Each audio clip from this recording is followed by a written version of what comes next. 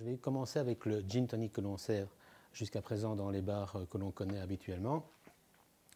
Je prends donc un long drink et puis, il ne faut pas m'en vouloir, je le fais comme on le fait d'habitude. On prend 2 glaçons avec ses mains, bien entendu. Voilà. Après ça, on prend un gin. Je vais quand même prendre un bon gin, donc un London Dry. Un London Dry, et ici je vais mettre un peu trop, pas trop, donc, mais je ne sais pas en fait. Donc on va verser comme dans les bars, dans plus ou moins 4-5 centilitres, voilà. Et puis on va prendre un tonic.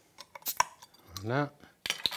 On vous met la bouteille à côté et surtout, pas oublier une paille droite et une paille pliée qu'on vous met dans le verre.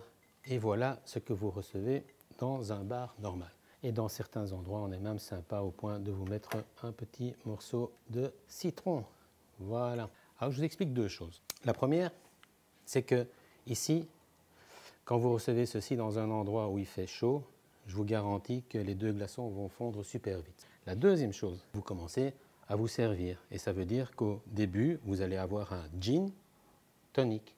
Puis, profitez-en bien parce que vous allez vous resservir. Et à un certain moment, vous allez avoir un équilibre qui va se faire et vous aurez donc un gin tonic. Mais je vous dis, profitez-en bien parce que ça ne dure que quelques secondes.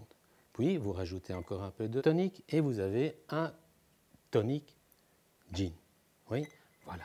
Donc ça, c'est ce que vous avez dans un bar. Et ça, on va oublier.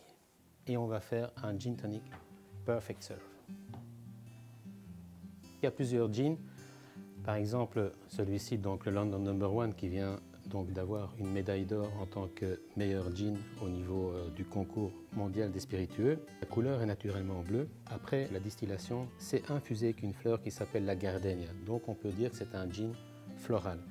Si vous voulez un gin encore plus floral, là on a le Porter Dragons par exemple, la version florale. Après distillation, il y a 2 fleurs également, donc la rose et le coquelicot. On a des gins belges également, donc vous avez le W par exemple, ou tout nouveau le Copperhead qui veut rappeler aussi la base du gin distillé dans un alambic. Et le dernier gin dont je voulais vous parler, c'est le Tanqueray 10. Après distillation, il est macéré avec des pamplemousses roses qui vont lui donner un côté agrume.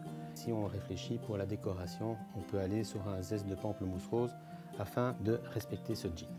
Et quand on parle gin tonic, eh bien, il y a aussi également le mot tonic et on va utiliser donc des toniques qu'on appelle des toniques premium. Donc vous avez Schweppes par exemple qui fait un Schweppes à la lavande en premium.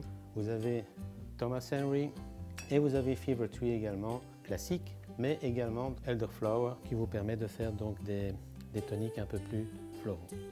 Donc pour le Gin and Tonic Perfect Serve, on a beaucoup de glaçons, utiliser des glaçons bien secs et en quantité. Ça, c'est le premier point très important. Après ça, c'est pas un peu, beaucoup, je sais pas, pas trop. Non, vous prenez donc une dose de 5 centilitres.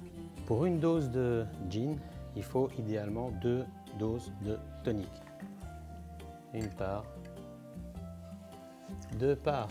Et là, vous avez déjà un équilibre au niveau du gin tonic.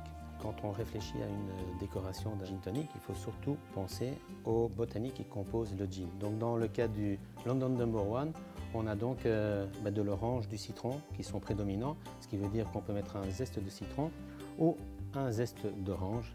Les huiles essentielles, voilà. Et pour que ce soit un peu sympa, on va le découper. Voilà. Ça change, je pense, du premier gin tonic que je vous ai présenté et qu'on vous sert généralement dans les bars que vous fréquentez.